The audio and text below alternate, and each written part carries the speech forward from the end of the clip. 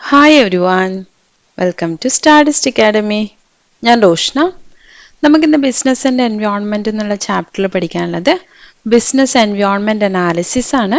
അപ്പം നമുക്ക് നേരെ ക്ലാസ്സിലേക്ക് പോകാം. അപ്പം ബിസിനസ് എൻവയോൺമെൻറ്റ് എന്നാണ് നമ്മൾ പഠിച്ചിട്ടുണ്ട് അല്ലേ, അതിൻ്റെ ഫാക്ടേഴ്സൊക്കെ പഠിച്ചിട്ടുണ്ട്. അപ്പം ബിസിനസ് എൻവയോൺമെൻറ്റ് അനാലിസിസ് ആണ് നമ്മൾ പറയുന്നത്. അപ്പോൾ ബിസിനസ് എൻവയോൺമെൻറ്റ് പറയുമ്പോൾ തന്നെ നമ്മൾ പറഞ്ഞിട്ടുണ്ടായിരുന്നു, അതിൽ നമ്മൾ സ്ലെപ്റ്റ് എന്നുള്ളൊരു അനാലിസിസ് പറഞ്ഞിട്ടുണ്ടായിരുന്നു അല്ലേ. സ്ലെപ്റ്റ് അനാലിസിസ് എന്ന് പറയുന്നത് സോഷ്യൽ, ലീഗൽ, ഇക്കണോമിക്കൽ, അതുപോലെ പൊളിറ്റിക്കൽ, ടെക്നോളജിക്കൽ കണ്ടീഷൻസ്, അതൊരു ബിസിനസ്സിനെ ഇൻഫ്ലുവൻസ് ചെയ്യുന്ന ഇത്രയും ഫാക്ടേഴ്സിനെ സ്റ്റഡി ചെയ്യുന്ന ഒരു അനാലിസിസ് ആണ് നമ്മൾ സ്ലെപ്റ്റ് അനാലിസിസ് എന്ന് പറയുന്നത്. ഇതുപോലെ പല രീതിയിൽ നമുക്ക് അനാലിസിസ് നടത്താൻ പറ്റും. ചില ബിസിനസ് അനലിസ്റ്റ് എന്ന് പറഞ്ഞു കഴിഞ്ഞാൽ അതിൽ പെസ്റ്റ് മാത്രം എടുക്കുന്നുണ്ട്, എന്ന് വെച്ചാൽ സോഷ്യൽ അതൊന്നും നമ്മൾ ലീഗൽ ഫാക്ടേഴ്സ് ഒന്നും എടുക്കാതെ ബാക്കി മാത്രം എടുത്തുള്ള അനാലിസിസ് യൂസ് ചെയ്യുന്നുണ്ട്.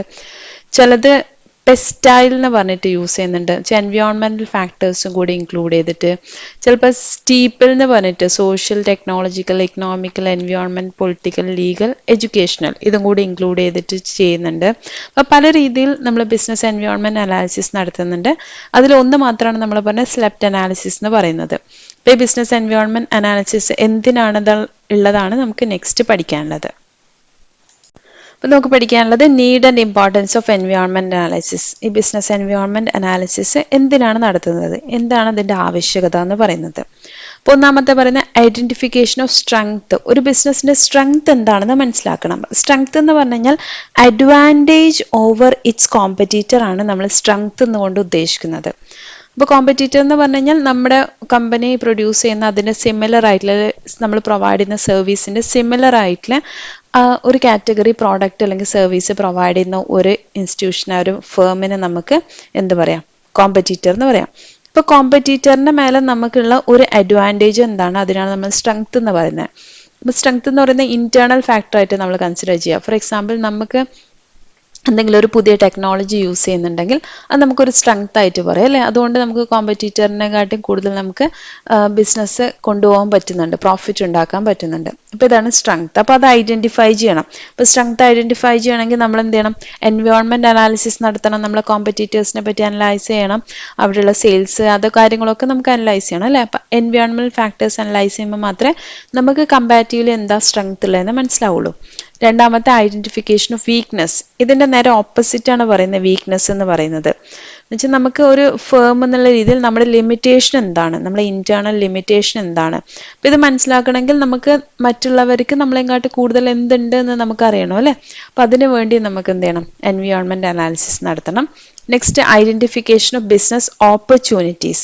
ഓപ്പർച്യൂണിറ്റീസ് നമ്മൾ എക്സ്റ്റേണൽ ഫാക്ടേഴ്സ് ആയിട്ടാണ് പറയുന്നത്. അപ്പോൾ ഓപ്പർച്യൂണിറ്റി എന്ന് പറയുന്നത് നമുക്ക് ഒരു നീഡ് ആൻഡ് പ്രിഫറൻസോ കൺസ്യൂമേഴ്സ് നമ്മളെ പ്രോഡക്റ്റിനോട് കൂടുതലുണ്ട്, ആൾക്കാർക്ക് ഒരു പ്രിഫറൻസ് ഉണ്ടെങ്കിൽ അത് നമ്മുടെ ഒരു ഓപ്പർച്യൂണിറ്റി ആണ്. അല്ലെങ്കിൽ നമുക്ക് ഒരു പുതിയ ടെക്നോളജി വന്നിട്ടുണ്ട്, നമുക്കത് അഡാപ്റ്റ് ചെയ്ത് കഴിഞ്ഞാൽ നമുക്ക് ബിസിനസ് ഗ്രോ ചെയ്യാൻ പറ്റും. അതൊക്കെ പുതിയ ഓപ്പർച്യൂണിറ്റീസ് ആയിട്ട് വരാം. നെക്സ്റ്റ് വരുന്ന അണ്ടർസ്റ്റാൻഡിങ് ത്രെട്ട് ആൻഡ് ചാലഞ്ച്. ഇത് നമ്മൾ എക്സ്റ്റേണൽ ഫാക്ടർ ആയിട്ടാണ് പറയുന്നത്. ത്രെട്ട് ആൻഡ് ചാലഞ്ച് എന്നുള്ളത് ഈ പറഞ്ഞ ടെക്നോളജി എന്ന് പറയുന്നത് നമുക്കൊരു ചാലഞ്ച് ആയിട്ടും വരാം. പുതിയൊരു ടെക്നോളജി വന്നു, നമുക്കത് അഡാപ്റ്റ് ചെയ്തില്ലെങ്കിൽ സർവൈവ് ചെയ്യാൻ പറ്റില്ല എന്നുള്ള സിറ്റുവേഷൻ ആണെങ്കിൽ അതൊരു ചാലഞ്ച് ആയിട്ട് നമുക്ക് എടുക്കണം അല്ലെ. ത്രെട്ട് അല്ലെങ്കിൽ ചാലഞ്ച് ആയിട്ടും വരും. അപ്പം ഇതൊക്കെ അറിയണമെങ്കിൽ നമുക്ക് എൻവയോൺമെൻറ്റ് അനാലിസിസ് നടത്തണം. ഇത് നമുക്ക് ഷോർട്ടായിട്ട് സ്ട്രെങ്ത്, വീക്ക്നെസ്, ഓപ്പർച്യൂണിറ്റി, അതേപോലെ ത്രെട്ട്, അത് സോട്ട് അനാലിസിസ് ആയിട്ട് നമ്മൾ സ്റ്റഡി ചെയ്യുന്ന കാര്യമാണ്. അപ്പോൾ സോട്ട് എന്ന് ഓർത്താൽ മതി, 4 പോയിന്റ് പഠിക്കാനായിട്ട് നിങ്ങൾ സോട്ട് ഓർത്താൽ മതി. Strength, weakness, opportunity and threat ഇതൊക്കെ നമ്മൾ ഐഡൻറ്റിഫൈ ചെയ്യണം. അതിനുവേണ്ടി നമുക്ക് എൻവയോൺമെൻറ്റ് അനാലിസിസ് നെസസറി ആണ്. Next managing change. നമ്മുടെ എൻവയോൺമെൻറ്റിൽ ഉണ്ടാകുന്ന ഒരു ചേഞ്ച് വരുവാണ്, അതുമായിട്ട് നമുക്ക് കോപ്പപ്പ് ചെയ്യണമെങ്കിൽ ആദ്യം നമുക്ക് ചേഞ്ച് എന്താണെന്ന് നമുക്ക് എൻവയോൺമെൻറ്റ് അനലൈസ് ചെയ്തിട്ട് മനസ്സിലാക്കണം. അപ്പോൾ ചേഞ്ചസ് മാനേജ് ചെയ്യാനും അതായിട്ട് അഡാപ്റ്റ് ചെയ്യാനും വേണ്ടി നമുക്ക് എൻവയോൺമെൻറ്റ് അനാലിസിസ് നടത്തണം. പെർഫോമൻസ് ഇംപ്രൂവ് ചെയ്യാൻ വേണ്ടി പുതിയ എന്തൊക്കെ നമുക്ക് ഇംപ്രൂവ് ചെയ്യാൻ വേണ്ടി എന്തൊക്കെ ചെയ്യാൻ പറ്റും, മറ്റുള്ള ഫേംസ് എന്തൊക്കെ ചെയ്തിട്ടാണ് പെർഫോമൻസ് ഇംപ്രൂവ് ചെയ്യുന്നത്, ഇതൊക്കെ നമുക്ക് മനസ്സിലാക്കാൻ പറ്റണം. Input to decision making. അതേപോലെ തന്നെ ഡിസിഷൻ മേക്കിംഗ് എന്ന് പറഞ്ഞു കഴിഞ്ഞാൽ നമ്മളൊരു ഓൾട്ടർനേറ്റീവ് ഒരു ബെസ്റ്റ് ഓൾട്ടർനേറ്റീവ് സെലക്ട് ചെയ്യുന്ന പ്രോസസ്സിനാണ് നമ്മൾ ഡിസിഷൻ മേക്കിംഗ് എന്ന് പറയുന്നത്. ഇപ്പോൾ പല ഓൾട്ടർനേറ്റീവ്സ് ഉണ്ട്, അതിൽ നമ്മൾ ബെസ്റ്റ് ആയിട്ട് നമുക്ക് ഏറ്റവും ബെറ്റർ ആയിട്ടുള്ള ഒന്ന് നമ്മൾ സെലക്ട് ചെയ്യുകയാണ്. അപ്പോൾ ഈ ഓൾട്ടർനേറ്റീവ്സ് എന്താണെന്ന് അറിയണമെങ്കിൽ നമുക്ക് അതിനുള്ള ഇൻഫർമേഷൻ വേണം അല്ലേ, എന്തൊക്കെ ഓൾട്ടർനേറ്റീവ്സ് അവൈലബിൾ ആണെന്ന് നമുക്ക് അറിയണം. അപ്പോൾ അതറിയണമെങ്കിൽ നമ്മൾ അനാലിസിസ് നടത്തിയേ പറ്റുള്ളൂ. ഇപ്പോൾ ഡിസിഷൻ മേക്കിങ്ങിനുള്ള ഇൻപുട്ട് എന്ന് പറഞ്ഞാൽ ഇൻഫർമേഷൻ അത് അവൈലബിൾ ആക്കണമെങ്കിലും നമ്മൾ എൻവയോൺമെൻറ്റ് അനാലിസിസ് നടത്തണം. അപ്പോൾ ഇതൊക്കെയാണ് need and importance of environmental analysis എന്ന് പറയുന്നത്. ഇപ്പം നമ്മൾ ഈ എൻവയോൺമെൻറ്റ് അനാലിസിസ് നടത്തുമ്പോൾ പല മോഡൽസ് ഉണ്ട്, പല അനാലിസിസ് മെത്തേഡ്സ് നമ്മൾ യൂസ് ചെയ്യുന്നുണ്ട്. അതാണ് നമുക്ക് നെക്സ്റ്റ് പഠിക്കാനുള്ളത്, മോഡൽസ് ഓഫ് എൻവയോൺമെൻറ്റ് അനാലിസിസ്. അതിൽ ഒന്നാമത്തെ പറയുന്നത് പെസ്റ്റ് അനാലിസിസ് ആണ്. പെസ്റ്റ് അനാലിസിസ് നമ്മൾ സ്റ്റഡി ചെയ്യുന്നത് political factors, economic conditions, social issues, technological factors, ഇത് നാലും സ്റ്റഡി ചെയ്യുന്ന ഒരു അനാലിസിസ് മെത്തേഡാണ് നമ്മൾ പറയുന്ന പെസ്റ്റ് അനാലിസിസ് എന്ന് പറയുന്നത്. പിന്നെ വാല്യൂ ചെയിൻ മോഡൽ ഉണ്ട്. വാല്യൂ ചെയിൻ മോഡൽ നമ്മൾ പറയുന്ന ഒരു ബിസിനസ് വാല്യൂ ക്രിയേറ്റീവ് ആണ്. ഇൻപുട്സ് യൂസ് ചെയ്തിട്ട് ഔട്ട്പുട്ട് ക്രിയേറ്റ് ചെയ്യുന്നതിനാണ് നമ്മൾ വാല്യൂ, യൂസ്ഫുൾ ആയിട്ടുള്ള ഒരു പ്രോഡക്റ്റ് ഉണ്ടാക്കുവാണ്. അപ്പോൾ the process of converting input to output is referred as value chain activity. അപ്പോൾ ഇതിനാണ് വാല്യൂ ചെയിൻ ആക്ടിവിറ്റി എന്ന് പറയുന്നത്. അപ്പോൾ ഒരു ബിസിനസ് പ്രോഫിറ്റബിൾ ആണ് അല്ലെങ്കിൽ എത്ര എഫിഷ്യൻ്റ് ആണെന്ന് നമ്മൾ കൺസിഡർ ചെയ്യുന്നത് നമ്മൾ മിനിമം കോസ്റ്റിൽ മാക്സിമം വാല്യൂ കൺസ്യൂമേഴ്സിന് കൊടുക്കാൻ പറ്റുന്ന ഒരു ഫേം ആണെങ്കിൽ അതിനെ നമ്മൾ എഫിഷ്യൻ്റ് ആയിട്ട് വർക്ക് ചെയ്യുന്ന ഒരു ഓർഗനൈസേഷൻ എന്ന് കൺസിഡർ ചെയ്യും. അപ്പോൾ അതിനുവേണ്ടി നമ്മൾ എന്ത് ചെയ്യണം, നമ്മൾ മിനിമം കോസ്റ്റിൽ മാക്സിമം വാല്യൂ ആണോ കൺസിഡർ ചെയ്യുന്നതെന്ന് അനലൈസ് ചെയ്യാം. ഇതാണ് വാല്യൂ ചെയിൻ മോഡൽ എന്ന് പറയുന്നത്. നെക്സ്റ്റ് സോട്ട് അനാലിസിസ്, ഇത് ഓൾറെഡി നമ്മൾ പറഞ്ഞിട്ടുണ്ട് അല്ലേ, നീഡിൽ പറഞ്ഞിട്ടുള്ള സോട്ട് ഇല്ലേ, സ്ട്രെങ്ത്, വീക്ക്നെസ്, ഓപ്പർച്യൂണിറ്റി, ത്രെട്ട്, ഈ 4 കാര്യങ്ങളും സ്റ്റഡി ചെയ്യുന്നതാണ് സോട്ട് അനാലിസിസിൽ. ഇപ്പോൾ സോട്ട് അനാലിസിസ് നമ്മൾ പറയുന്നത് സ്ട്രെങ്ത്തും വീക്ക്നെസ്സും ഇന്റേണൽ ഫാക്ടേഴ്സും അതേപോലെ തന്നെ ഓപ്പർച്യൂണിറ്റി, ത്രെട്ട്, ഇതിന് രണ്ടും എക്സ്റ്റേണൽ ഫാക്ടേഴ്സ് ആണ്. അപ്പോൾ ഇതിനൊക്കെ സ്റ്റഡി ചെയ്യുന്ന ഒരു അനാലിസിസ് മെത്തേഡാണ് സോട്ട് അനാലിസിസ് എന്ന് പറയുന്നത്. നെക്സ്റ്റ് ടോസ് മോഡൽ എന്ന് പറയും. ഇത് ശരിക്കും സോട്ട് അനാലിസിസ് തന്നെയാണ്, നിങ്ങൾക്ക് കണ്ടാൽ അറിയാൻ പറ്റും സോട്ട് അനാലിസിസ് തിരിച്ചിട്ടതാണ് അല്ലേ. TOWS, threat, opportunity, weakness, strength, ആ ഓർഡറിലാണ് ഇത് സ്റ്റഡി ചെയ്യുന്നതെന്ന് മാത്രമേ ഉള്ളൂ. അപ്പോൾ ഇതിൻ്റെ ആദ്യം സ്റ്റഡി ചെയ്യുന്ന ത്രെട്ടും ഓപ്പർച്യൂണിറ്റി എന്ന് വെച്ചാൽ എക്സ്റ്റേണൽ ഫാക്ടേഴ്സ് ആണ് ഇമ്പോർട്ടൻസ് കൊടുക്കുന്നത്. സോട്ട് അനാലിസിസ് തന്നെ, പക്ഷെ അതിൻ്റെ ഡിഫറൻസ് എന്ന് പറയുന്നത് ഇതിൽ എക്സ്റ്റേണൽ ഫാക്ടേഴ്സ് ആയിട്ടുള്ള ത്രെട്ടും ഓപ്പർച്യൂണിറ്റിയും ആണ് കൂടുതൽ ഇമ്പോർട്ടൻസ് കൊടുക്കുന്നത്. അതാണ് ആദ്യം എക്സാമിൻ ചെയ്യുന്നതെന്ന് മാത്രമേ ഉള്ളൂ. അപ്പോൾ അതാണ് സോട്ട് അനാലിസിസും ടോസ് അനാലിസിസും തമ്മിൽ ഡിഫറൻസ് വരുന്നത്. Next BCG model. BCG model എന്ന് പറയുന്നത് അത് ബോസ്റ്റൺ കൺസൾട്ടിംഗ് ഗ്രൂപ്പാണ് അത് ക്രിയേറ്റ് ചെയ്തത് ബൈ ബ്രൂസ് D. ഹെൻഡേഴ്സൺ ആണ് ഇത് ബോസ്റ്റൺ കൺസൾട്ടിംഗ് ഗ്രൂപ്പിന് വേണ്ടി അത് ക്രിയേറ്റ് ചെയ്തിരിക്കുന്നത്. ഇത് നമ്മൾ ഗ്രോത്ത് ഷെയർ മാട്രിക്സ് എന്നും കൂടി പറയും. അപ്പോൾ ഈ അനാലിസിസ് എന്ന് പറയുന്നത് പല കമ്പനീസിനെയും അനലൈസ് ചെയ്യുവാണ്, കോമ്പറ്റീറ്റേഴ്സിനെ വെച്ചിട്ട് അനലൈസ് ചെയ്യുവാണ് എഗെയിൻസ്റ്റ് ദർ കോമ്പറ്റീറ്റർ. അപ്പോൾ കോമ്പറ്റീറ്ററിനെ കമ്പയർ ചെയ്തിട്ട് പല കമ്പനീസിനെയും അനലൈസ് ചെയ്തിട്ട് അതിന് റാങ്കിങ് കൊടുക്കുവാണ്. അപ്പോൾ അനലൈസ് ചെയ്തിട്ട് ഏറ്റവും ബെസ്റ്റ് ഇന്ന കമ്പനിയാണ് എന്നുള്ള രീതിയിൽ നമ്മൾ റാങ്ക് കൊടുക്കുകയാണ്. It will rank companies and products on the base of the relative market share and growth rate. Market ഷെയറും ഗ്രോത്ത് റേറ്റും അനുസരിച്ച് അതിനൊരു റാങ്കിങ് കൊടുക്കുകയാണ്. മാർക്കറ്റ് ഷെയർ എന്ന് ഉദ്ദേശിക്കുന്നത് മൊത്തം മാർക്കറ്റിൽ ഈ കമ്പനി എന്ന് വെച്ചാൽ ആ പ്രോഡക്റ്റിൻ്റെ നമ്മുടെ പറയുന്ന കൺസ്യൂമേഴ്സ് ഗ്രൂപ്പ് ഉണ്ടല്ലോ, കസ്റ്റമേഴ്സ് ഗ്രൂപ്പ്, ആ കസ്റ്റമേഴ്സ് ഗ്രൂപ്പിൽ ആ പ്രോഡക്റ്റ് പ്രിഫർ ചെയ്യുന്ന എത്ര ആൾക്കാർ വരുന്നുണ്ട് കമ്പയർ ടു ദർ കോമ്പറ്റീറ്റർ. അതിലെ ഗ്രോത്ത് റേറ്റ്, ആ കമ്പനിയുടെ ഗ്രോത്ത് റേറ്റ് എങ്ങനെയാണ്, ഇതിൻ്റെ ഒക്കെ ബേസിൽ എന്ത് ചെയ്യും, കമ്പനിക്ക് റാങ്ക് പ്രൊവൈഡ് ചെയ്യാണ് ചെയ്യുന്നത്. ഇതാണ് BCG മോഡൽ എന്ന് പറയുന്നത്.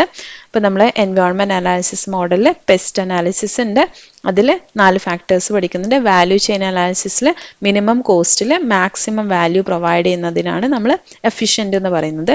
പിന്നെ സോട്ട് അനാലിസിസ് ഉണ്ട്. സോട്ട് അനാലിസിസിൻ്റെ തന്നെ വേറൊരു മോഡലാണ് ടോസ് മാട്രിക്സ് എന്ന് പറയുന്നത്. പിന്നെ ലാസ്റ്റ് നമ്മൾ പറഞ്ഞ BCG മോഡൽ. BCG മോഡൽ നമ്മൾ ചെയ്യുന്നത് റിലേറ്റീവ് ആയിട്ട് ഒരു കോമ്പറ്റീറ്ററായിട്ട് കമ്പയർ ചെയ്തിട്ട് നമ്മൾ റിലേറ്റീവ്ലി റാങ്ക് പ്രൊവൈഡ് ചെയ്യാണ് ചെയ്യുന്നത്. നമ്മൾ ബിസിനസ് എൻവയോൺമെൻറ്റിനെ പറ്റി പറയുമ്പോൾ തന്നെ ഗ്ലോബൽ ബിസിനസ് എൻവയോൺമെൻറ്റ് ആണ് ഇന്നത്തെ കാലത്ത് നമ്മൾ ശ്രദ്ധിക്കേണ്ടത്. നമ്മൾ പ്രോഡക്ട്സ് ആൻഡ് സർവീസസ് നമ്മൾ പ്രൊഡ്യൂസ് ചെയ്യുന്നത് ഒരു കൺട്രിയുടെ ബൗണ്ടറി അനുസരിച്ചിട്ടല്ല, നമ്മൾ എക്സ്പോർട്ട് ചെയ്യുന്നുണ്ട്, ഗ്ലോബലി ആണ് സെയിൽസ് നടക്കുന്നത്. അപ്പം നമ്മുടെ കൺസ്യൂമേഴ്സ് എന്ന് പറയുന്ന ഒരു കൺട്രിയുടെ അകത്തല്ല ഇരിക്കുന്നത്, ഗ്ലോബലി ആണ് അവരിയ്ക്കുന്നത്, പല സ്ഥലങ്ങളിലായിട്ടാണ് ഇരിക്കുന്നത്. അപ്പോൾ നമ്മളൊരു ബിസിനസ് സ്റ്റാർട്ട് ചെയ്യുന്ന ഇന്നത്തെ അറ്റ്മോസ്ഫിയറിൽ നമ്മളൊരു ബിസിനസ് സ്റ്റാർട്ട് ചെയ്യുമ്പോൾ നമ്മൾ കൺസിഡർ ചെയ്യേണ്ട ബിസിനസ് എൻവയോൺമെൻറ്റ് എന്ന് പറയുന്നത് ഗ്ലോബൽ ബിസിനസ് എൻവയോൺമെൻറ്റ് എൻവയോൺമെൻറ്റ് ആണ്. ഇപ്പോൾ ഗ്ലോബൽ ബിസിനസ് എൻവയോൺമെൻറ്റിൽ പറയുന്ന സമയത്ത് നമ്മൾ ഈ പറഞ്ഞ എല്ലാ ഫാക്ടേഴ്സും അവിടെ കാണും, പക്ഷെ അത് ഡിഫറെൻ്റ് ആയിരിക്കും അല്ലേ. Global business environment is totally different from the home or domestic business environment. അവിടെയുള്ള ഫാക്ടേഴ്സൊക്കെ സെയിം ആണ്, പക്ഷെ അതിൻ്റെ എഫക്ട്സും അത് പല രീതിയിലാണ് വരുന്നത്. The economic factors, social factors, technological factors, legal factors and political factors are not same as the home environment of a business. ഇപ്പോൾ ഒരു ബിസിനസ് ഹോം എൻവയോൺമെൻറ്റിൽ കാണുന്ന ഇക്കണോമിക് ഫാക്ടേഴ്സും സോഷ്യൽ ഫാക്ടേഴ്സും ആവണമെന്നില്ല നമ്മൾ ഗ്ലോബൽ ബിസിനസ് എൻവയോൺമെൻറ്റ് കൺസിഡർ ചെയ്യുന്ന സമയത്തേക്ക്.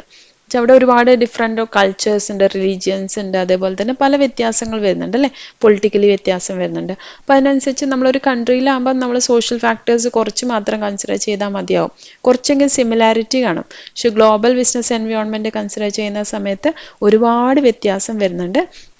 The following are some of the important factors influencing the business operations in a global business environment. ഒരു global business environment എടുക്കുന്ന സമയത്ത് നമ്മൾ കൺസിഡർ ചെയ്യേണ്ട ഇമ്പോർട്ടൻറ്റ് ഫാക്ടേഴ്സ് ആണ് പറയുന്നത്. ഗ്ലോബൽ ബിസിനസ് എൻവയോൺമെൻറ്റിനെ ഇൻഫ്ലുവൻസ് ചെയ്യുന്ന ഇമ്പോർട്ടൻറ്റ് ഫാക്ടേഴ്സ് ആണ്. അതിലൊന്നാമത്തെ ഇക്കണോമിക് സിസ്റ്റം. നമ്മളൊരു കൺട്രിയിലെ ഇക്കണോമിക് സിസ്റ്റം പോലെയല്ല, ഗ്ലോബലി നോക്കുന്ന സമയത്ത് പല കൺട്രീസ് ഉണ്ട്. അപ്പം ക്യാപിറ്റലിസം ഉണ്ടാവും, സോഷ്യലിസം ഉണ്ടാവും, കമ്മ്യൂണിസം ഉണ്ടാവും, മിക്സഡ് ഇക്കോണമി ഉണ്ടാവും. അപ്പോൾ ഇതൊക്കെ വരുന്ന സമയത്ത് നമുക്ക് അതിനെ അഡാപ്റ്റ് ചെയ്യുന്ന രീതിയിൽ നമ്മൾ ബിസിനസ് കൊണ്ടുപോകേണ്ടി വരും. നമ്മൾ പ്രോഡക്ട്സ് ഒക്കെ അവിടെ സെയിൽ ചെയ്യുന്ന സമയത്തല്ല, അവിടെ ഒരു ഓപ്പറേഷൻ സ്റ്റാർട്ട് ചെയ്യുന്ന സമയത്ത് ചിലപ്പോൾ നമുക്ക് സെയിൽ മാത്രം നടത്താം അല്ലേ. പ്രൊഡക്ഷൻ ഒരു കൺട്രിയിൽ നിന്ന് സെയിൽ മാത്രം വേറൊരു കൺട്രിയിൽ അങ്ങനെ നടത്താം, അല്ലെങ്കിൽ നമുക്ക് അവിടെ പ്രൊഡക്ഷൻ തന്നെ നടത്താം. ഇപ്പോൾ ഏത് സിറ്റുവേഷൻ ആണെങ്കിലും അവിടെയുള്ള ഇക്കണോമിക് സിസ്റ്റം നമ്മൾ കൺസിഡർ ചെയ്തിരിക്കണം. Next political system. Economic system പോലെ തന്നെ ഇമ്പോർട്ടൻ്റ് ആണ് പൊളിറ്റിക്കൽ സിസ്റ്റം എന്ന് പറയുന്നത്. ഓരോ നേഷനിലും ഓരോ പൊളിറ്റിക്കൽ സിസ്റ്റം ആയിരിക്കും, അതിനനുസരിച്ചുള്ള ഇക്കണോമിക് പോളിസീസ് ഡിഫറെൻ്റ് ആയിരിക്കും. അപ്പോൾ അതിനനുസരിച്ച് നമ്മൾ എന്ത് ചെയ്യണം, അതും നമ്മൾ കൺസിഡർ ചെയ്യണം ബിസിനസ് ചെയ്യുന്ന സമയത്ത്. എൻവയോൺമെൻറ്റിൽ ഈ പൊളിറ്റിക്കൽ സിസ്റ്റം, ഓരോ കൺട്രിയിലെ പൊളിറ്റിക്കൽ സിസ്റ്റംസ് നമ്മൾ കൺസിഡർ ചെയ്യേണ്ടി വരും. Next social system. സോഷ്യൽ സിസ്റ്റത്തിൽ ഒരുപാട് വ്യത്യാസം വരുന്നുണ്ട്. Tradition, culture, language, religion, social norms, ഇതൊക്കെ ഡിഫറെൻ്റ് ആണ് പല നേഷൻസ് എടുക്കും. ഇപ്പോൾ ഇന്ത്യയിൽ നോക്കുന്ന സമയത്ത് നമുക്കറിയാം, ഇന്ത്യയിൽ തന്നെ പല ട്രഡീഷൻസും പല കൾച്ചറും പല ലാംഗ്വേജും പല റിലീജിയനും ഇരിപ്പുണ്ട്. അപ്പം ഇന്ത്യ എന്ന് പറയുന്നത് നമുക്ക് ശരിക്കും ഒരു മിനി ഗ്ലോബൽ ബിസിനസ് എൻവയോൺമെൻറ്റ് പോലെ കൺസിഡർ ചെയ്യാൻ പറ്റുമെങ്കിലും ഇതിനെക്കാട്ടി കുറച്ചുകൂടി കോംപ്ലിക്കേറ്റഡ് ആണ് നമ്മൾ ഗ്ലോബൽ ലെവലിലേക്ക് പോകുന്ന സമയത്ത്. അപ്പോൾ അതിനനുസരിച്ച് നമ്മൾ എന്ത് ചെയ്യണം, ഇപ്പം KFCയുടെ സിറ്റുവേഷൻ നോക്കുകയാണെങ്കിൽ KFC ഫ്രൈഡ് ചിക്കൻ ആണ് നോർമലി സെയിൽ ചെയ്യുന്നെങ്കിലും ഇന്ത്യയിൽ അത് ഇൻട്രൊഡ്യൂസ് ചെയ്ത സമയത്ത് റൈസ് ബോൾ എന്ന് പറഞ്ഞിട്ടൊരു സംഭവം, ഒരു പ്രോഡക്റ്റും കൂടി അവർ ഇൻട്രൊഡ്യൂസ് ചെയ്തു. ഇവിടുത്തെ സിസ്റ്റത്തിനെ അഡാപ്റ്റ് ചെയ്യാൻ വേണ്ടിയിട്ട് ഇവിടുത്തെ ആൾക്കാർക്ക് അത് കൺവിൻസിങ് ആയിട്ട് ഇവിടുത്തെ ആൾക്കാരുടെ ടേസ്റ്റ് ആൻഡ് പ്രിഫറൻസിനനുസരിച്ചിട്ടുള്ള പ്രോഡക്ട്സും കൂടി വേണം. അതിനുവേണ്ടി ഇവിടെ ഇന്ത്യയിലെത്തിയ സമയത്ത് അല്ലെങ്കിൽ ഏഷ്യൻ കൺട്രീസിൽ വരുന്ന സമയത്ത് അവർ റൈസ് ബോൾ എന്നുള്ളൊരു പ്രോഡക്റ്റും കൂടി, അതുപോലെ പിസ്സ ഒക്കെ ഇന്ത്യൻ വേർഷൻസ് ഒക്കെ ഇറക്കുന്നുണ്ട് അല്ലേ. ഇന്ത്യയിൽ വരുന്ന സമയത്ത് അവർ ഇന്ത്യൻ വേർഷൻസ് അതിൻ്റെ ഇന്ത്യൻ മസാലാസ് യൂസ് ചെയ്തിട്ട് അവർ ചെയ്യുന്നുണ്ട്. അപ്പോൾ ഓരോ കൺട്രി വൈസ് അവരെന്ത് ചെയ്യുന്നുണ്ട്, പ്രൊഡക്റ്റ് ചേഞ്ച് ചെയ്യുന്നുണ്ട് അല്ലേ, പ്രൊഡക്റ്റിൽ ചേഞ്ചസ് വരുത്തുന്നുണ്ട്. ഇതൊക്കെ ഈ സോഷ്യൽ സിസ്റ്റം, സോഷ്യൽ ബിസിനസ് എൻവയോൺമെൻറ്റിലെ സോഷ്യൽ ഫാക്ടേഴ്സ് കൺസിഡർ ചെയ്തിട്ട് ബിസിനസ് അതുമായിട്ട് അഡാപ്റ്റ് ചെയ്ത് കൂടുതൽ പ്രോഫിറ്റബിൾ ആയിട്ട് ചെയ്യാൻ വേണ്ടി അവർ നടത്തുന്ന ചേഞ്ചസ് ആണ്.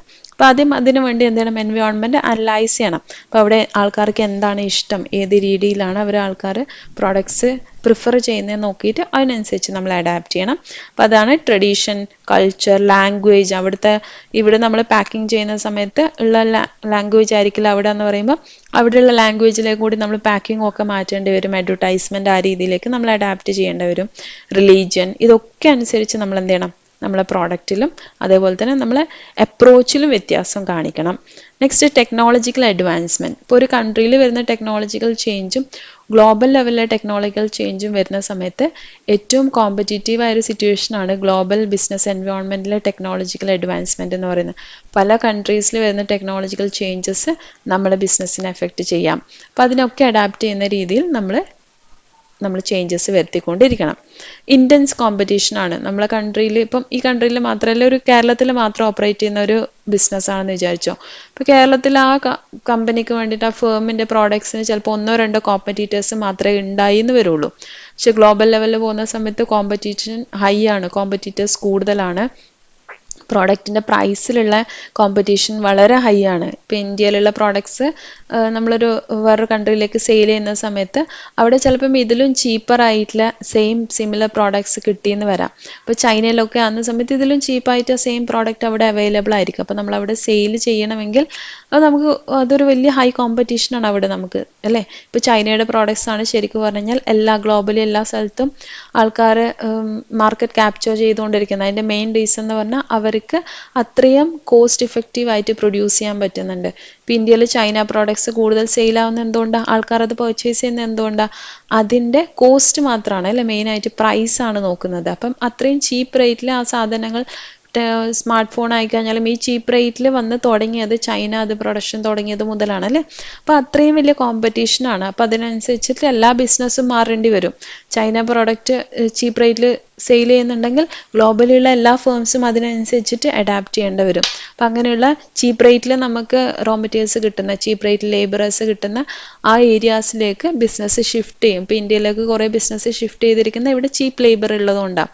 അപ്പോൾ ചീപ്പ് ലേബർ വെച്ച് പ്രൊഡ്യൂസ് ചെയ്ത് കഴിഞ്ഞാൽ അവർക്ക് പ്രൈസ് കുറച്ച് സെയിൽ ചെയ്യാൻ പറ്റും, ഗ്ലോബൽ മാർക്കറ്റിൽ കോമ്പറ്റീഷനിൽ പിടിച്ചു നിൽക്കാൻ പറ്റും. അപ്പോൾ ഇങ്ങനെയുള്ള കാര്യങ്ങളൊക്കെ കൺസിഡർ ചെയ്യണം ഗ്ലോബൽ ബിസിനസ് എൻവയോൺമെൻറ്റിൽ. അപ്പോൾ ഗ്ലോബൽ ബിസിനസ് എൻവയോൺമെൻറ്റിൽ മെയിൻ ഫാക്ടേഴ്സ് വരുന്നത് എക്കണോമിക് സിസ്റ്റം വരുന്നുണ്ട്, പൊളിറ്റിക്കൽ സിസ്റ്റം വരുന്നുണ്ട്, social system, technological advancement, intense competition. ഇത്രയും കാര്യങ്ങളാണ് നമ്മൾ കൺസിഡർ ചെയ്യേണ്ട മെയിൻ ഫാക്ടേഴ്സ്. അപ്പോൾ ഇത്രയാണ് നമ്മുടെ ബിസിനസ് ആൻഡ് എൻവയോൺമെൻറ്റ് എന്നുള്ള ചാപ്റ്ററിൽ വരുന്നത്. പിന്നെ നമ്മൾ ഡിസ്കസ് ചെയ്തത് ബിസിനസ് എൻവയോൺമെൻറ്റ് അനാലിസിസ്, അതിൻ്റെ നീഡ് ആൻഡ് ഇമ്പോർട്ടൻസ്, നമ്മൾ കുറച്ച് പോയിന്റ്സ് പറഞ്ഞിട്ടുണ്ടായിരുന്നു. പിന്നെ മോഡൽസ് ഓഫ് എൻവയോൺമെൻറ്റ് അനാലിസിസ് എന്ന് പറഞ്ഞിട്ട് നമ്മൾ കുറച്ച് models, PEST analysis, value chain analysis, സോട്ട് analysis, TOWS matrix, BCG matrix, ഇത്രയും കാര്യങ്ങൾ പഠിച്ചിട്ടുണ്ട്. പിന്നെ നമ്മൾ പഠിച്ചത് ഗ്ലോബൽ ബിസിനസ് എൻവയോൺമെൻറ്റ് ആണ്. ഇപ്പോൾ ഗ്ലോബൽ ബിസിനസ് എൻവയോൺമെൻറ്റിൽ എന്തൊക്കെയാണ് വ്യത്യാസം വരുന്നത് നമ്മുടെ ഡൊമസ്റ്റിക് എൻവയോൺമെൻറ്റുമായിട്ട്, പിന്നെ അതിൽ വരുന്ന മെയിൻ ഫാക്ടേഴ്സ് എന്തൊക്കെയാണ്, അതിൽ നമ്മൾ കൺസിഡർ ചെയ്യേണ്ട മെയിൻ ഫാക്ടേഴ്സ് എന്തൊക്കെയാണ്, ഇത്രയും കാര്യങ്ങളാണ് നമ്മൾ ഇന്ന് ഡിസ്കസ് ചെയ്തത്. നെക്സ്റ്റ് ക്ലാസ്സിൽ നമുക്ക് നെക്സ്റ്റ് മൊഡ്യൂളായ ബിസിനസ് ഇൻ ഇന്ത്യ എന്നുള്ള മൊഡ്യൂൾ നമുക്ക് ഡിസ്കസ് ചെയ്യാം. ഇതുവരെയുള്ള എല്ലാവർക്കും ക്ലിയർ ആയി എന്ന് വിചാരിക്കുന്നു. അടുത്ത വീഡിയോയിൽ കൂടി വീണ്ടും കാണാം. അതുവരയ്ക്കും ഹാപ്പി ലേണിംഗ്.